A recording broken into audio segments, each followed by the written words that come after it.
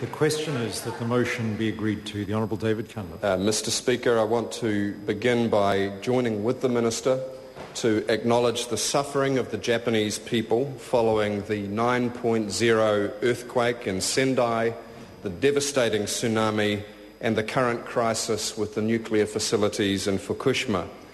Mr Speaker, a year ago today I was in Japan as a guest of government in Tokyo and in Yamaguchi Prefecture, where my father had served in J-Force to assist post-war reconstruction, and I must say I feel at a very personal level the suffering of the Japanese people today.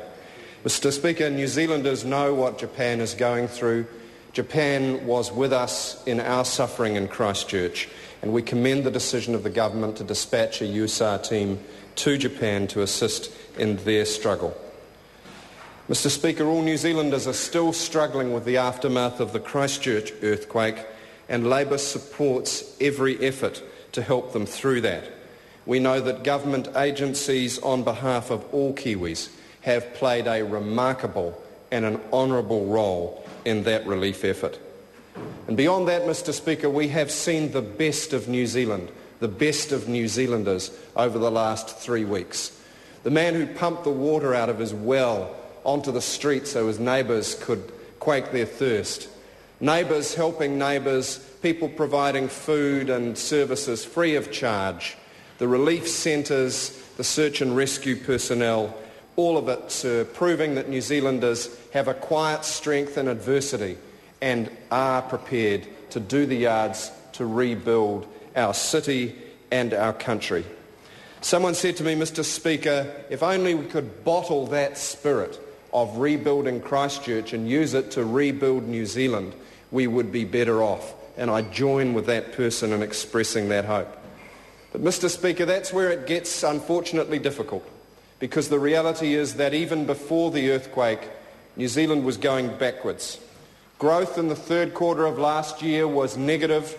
Treasury and the Reserve Bank say the fourth quarter was zero or negative. Unemployment is at recent record levels and apparently rising again. Meantime, food prices and petrol prices are rising, and people haven't had wage rises or got a puny 25% on the minimum wage. So, Mr Speaker, all around the country, and not just in Christchurch, New Zealand families are in crisis. Crisis because they don't know how they're going to make ends meet. Crisis because they can't put petrol in the car. They can't put food on the table. They face the devil's choice between taking their kids to the doctor and putting the budget ahead together for the groceries. And Mr Speaker, government debt at the same time was blowing out and government services were being compressed. And why is all of that happening? And the bottom line, sir, is because this government does not have a strong, structural and sustainable plan for turning the economy around. This is no time for petty point scoring, and I'm not trying to do that, Mr Speaker. But on behalf of all New Zealanders,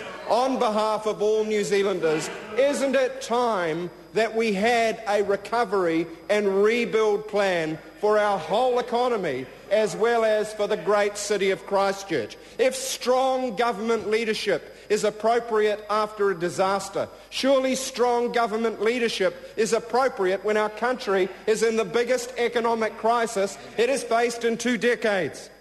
But, Mr Speaker, they don't have a plan. Cutting more services from the government simply puts more people out of work and undermines confidence.